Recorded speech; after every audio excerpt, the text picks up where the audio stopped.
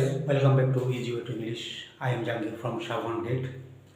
Today we are going to learn about the difference between as and like. So let's get started. Like অর্থ এবং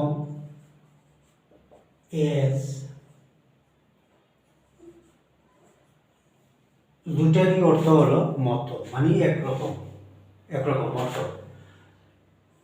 মতো।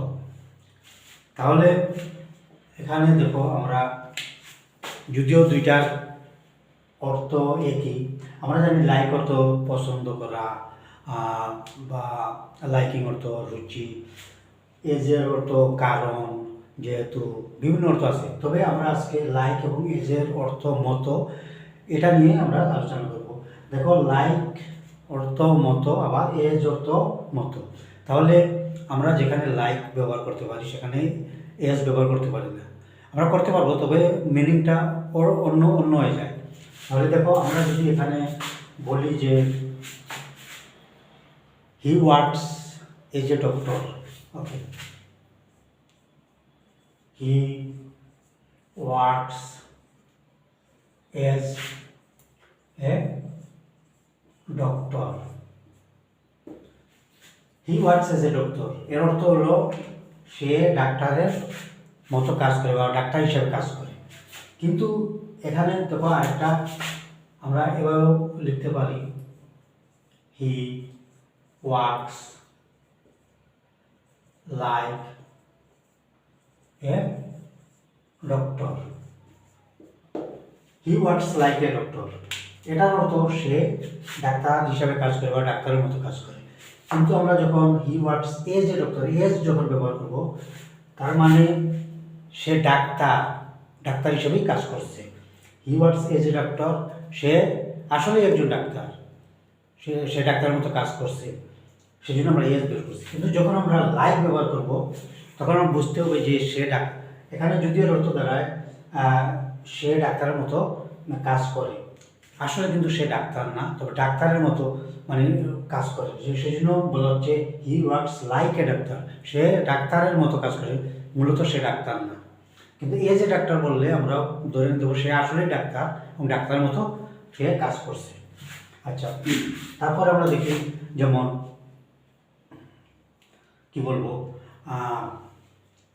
I work here as a cook, okay, I work here as a cook. আবার যদি আমি লিখি যে I work here like a cook, যদিও বাক্যটা সাধারণত একই থাকে, যেমন আই ওয়ার্ক হিয়ার, আমি এখানে কাজ করি এজ এ কুক, একজন কুক হিসাবে, বাবুর্চি হিসাবে। এখানে আবার I work here like a cook, এটাও আমি এখানে কাজ করি বাবুর্চি হিসাবে। তাহলে এজ এ কুক, আসলে কিন্তু আমি একজন বাবুর্চি, আর এখানে আমি কাজ করছি বাবুর্চি হিসাবে। এই এজ লেখাতে এটাই বোঝা যাচ্ছে। কিন্তু আমরা যখন লাইক লিখলাম, I work here like a cook, আমি এখানে বাবুর্চির মতো কাজ করি, কিন্তু আসলে আমি বাবুর্চি না, এই অর্থ প্রকাশ করি। তাহলে এটাই হলো এজ এবং লাইকের বলার যে অর্থটা বা পার্থক্যটা, এটাই। তারপরে আমরা যেমন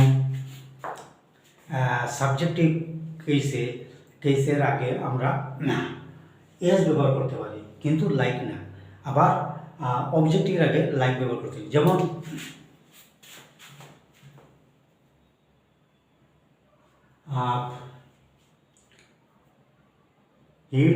he eats, okay,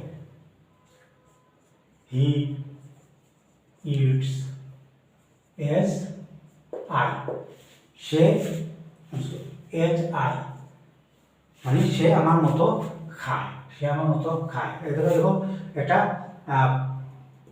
subjective case I, আমরা জানি সাবজেক্টিভ কেসগুলো কি, যেমন সাবজেক্ট হিসাবে যে প্রোনাউনগুলো বসে, যেমন আই, উই, ইউ, এগুলো হলো সাবজেক্টিভ কেস। আর অবজেক্টিভ হলো যেমন মাই, আস, হার, এগুলো অবজেক্টিভ কেস। তাহলে এখানে হি ইটস এজ আই, সে আমার মতো খায়।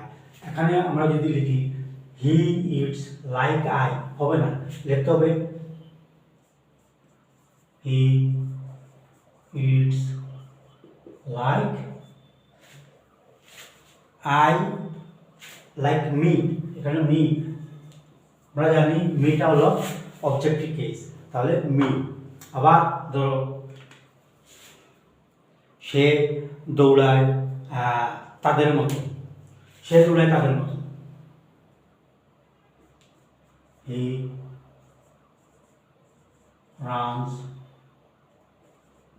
Age them. As them, as দেমও বললে এটা ভুল হবে, আমরা এজ দে লিখতে হবে, এজ দে, এজ